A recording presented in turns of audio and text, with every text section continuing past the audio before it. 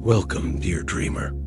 As you settle beneath your blanket, allow your body to soften with every breath. Inhale deeply through your nose and exhale slowly through your lips. Feel the calm rise within you, like a gentle tide washing over the shore of your mind. The world outside can rest for a while. This is your time to drift, to dream, and to wander softly into a story woven from peace and starlight.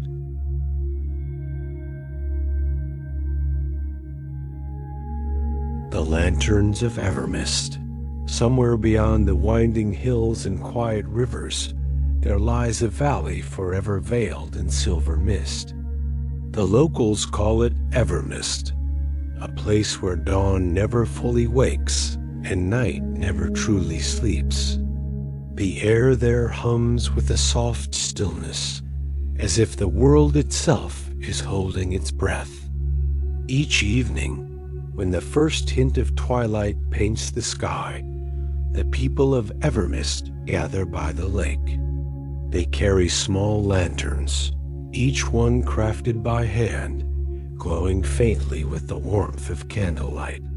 When the mist thickens and the stars begin to blink above, the villagers release the lanterns into the sky, hundreds of soft, golden lights drifting upward like fireflies, disappearing into the endless white. No one knows exactly when this tradition began. Some say it was a way to remember those who wandered into the mist and never returned. Others say it was simply to light the path for dreams. But everyone agrees on one thing. When you light your lantern, you light a wish. The arrival. One autumn evening, when the valley was wrapped in a faint blue haze, a traveler arrived at Evermist.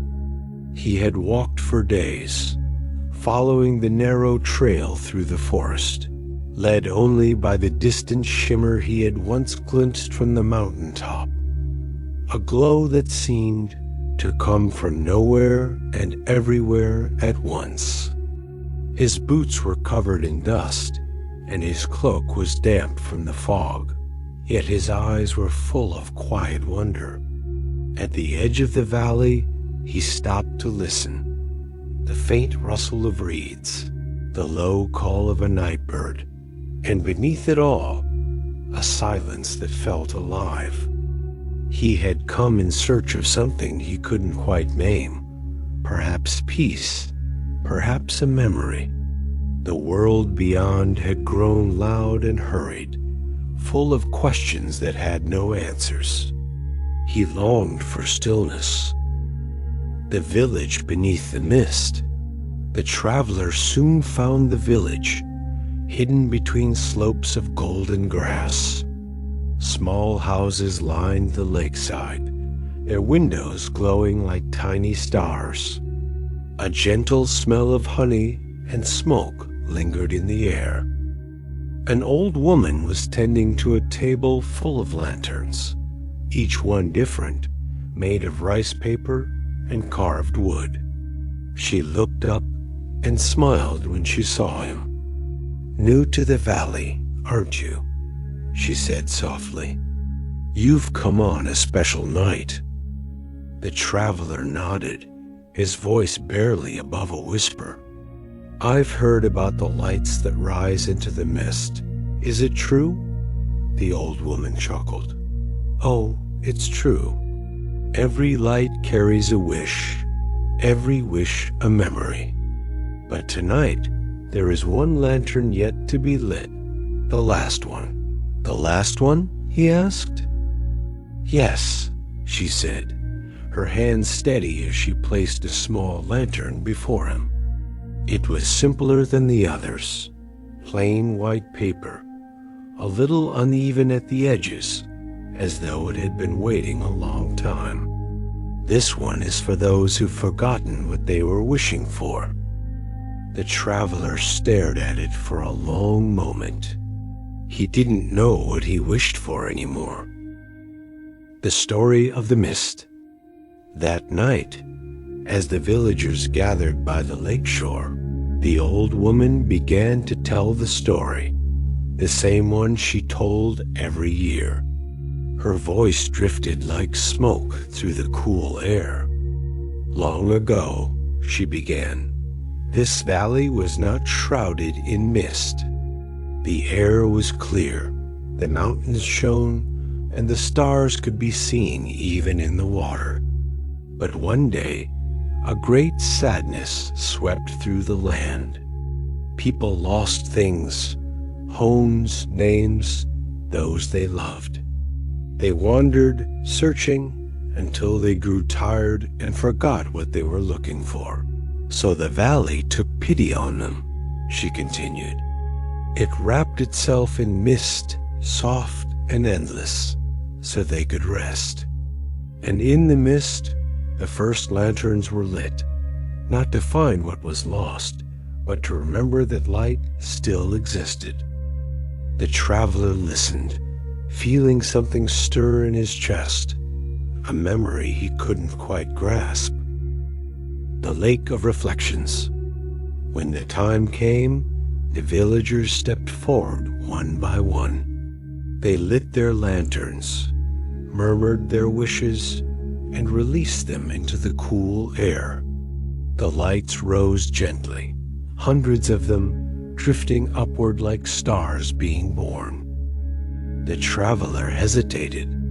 He held the last lantern close, feeling the faint warmth of the flame inside. What if I don't know what to wish for?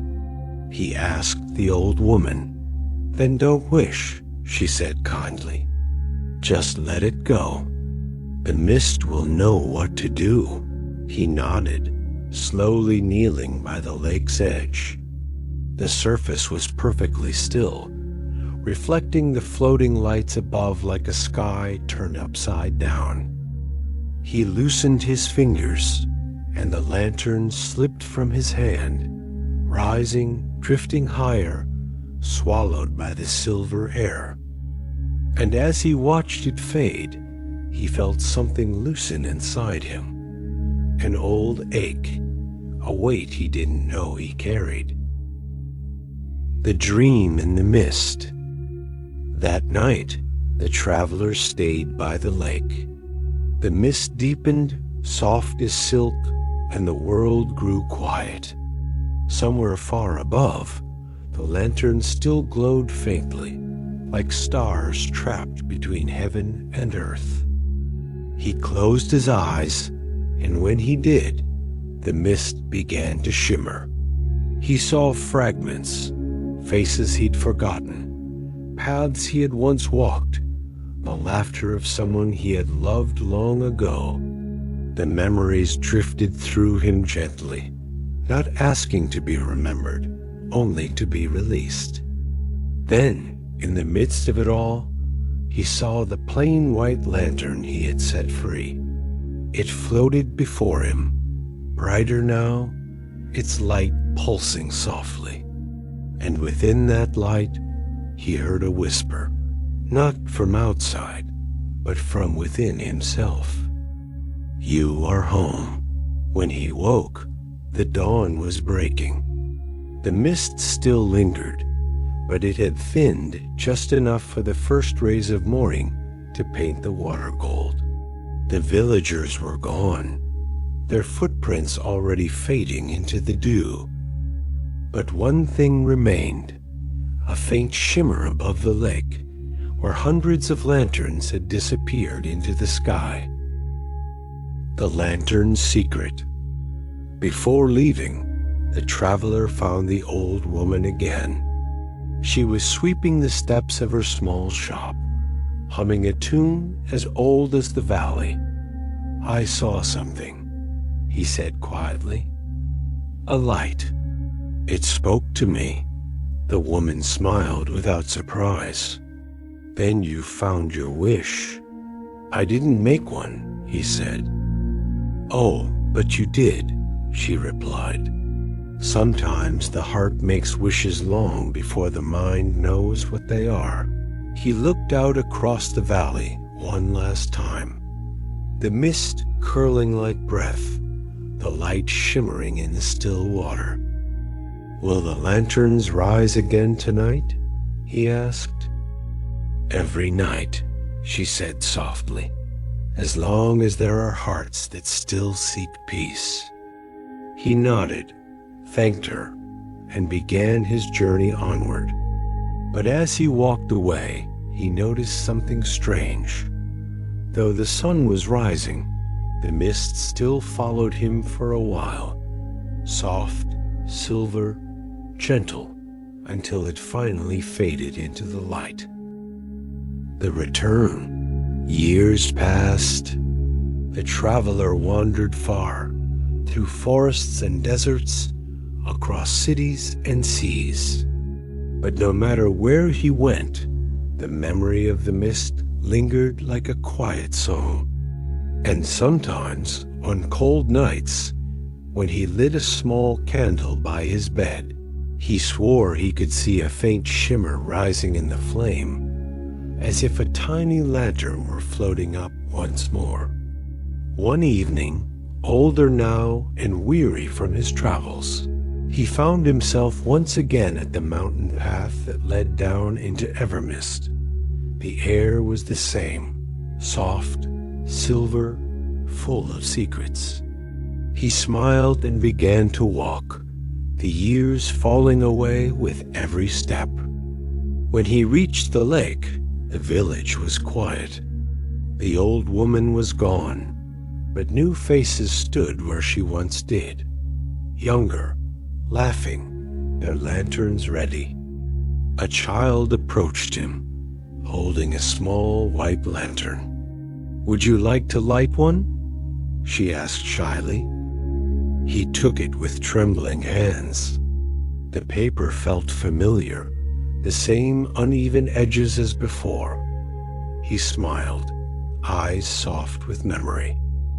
As the first stars appeared, he lit the candle and let it go. The flame wavered, then steadied, and the lantern rose slowly, higher and higher, until it disappeared into the mist. He closed his eyes and breathed deeply, the air cool and kind. The mist seemed to whisper all around him, not words, just a feeling, gentle as sleep. And when the villagers turned to look, they saw the man standing still by the lakeside, his face peaceful, his lantern lost among the stars. By dawn, the mist had lifted a little, and in its place, the valley glowed with hundreds of lights, floating just above the water, as if the night had left behind a trail of dreams. Epilogue.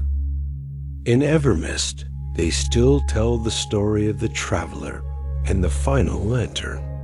They say that every year, one light shines a little brighter than the rest, a small white one, simple and plain, rising just before dawn.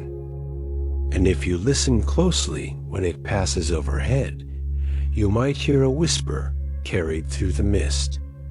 "Rest now. You are home."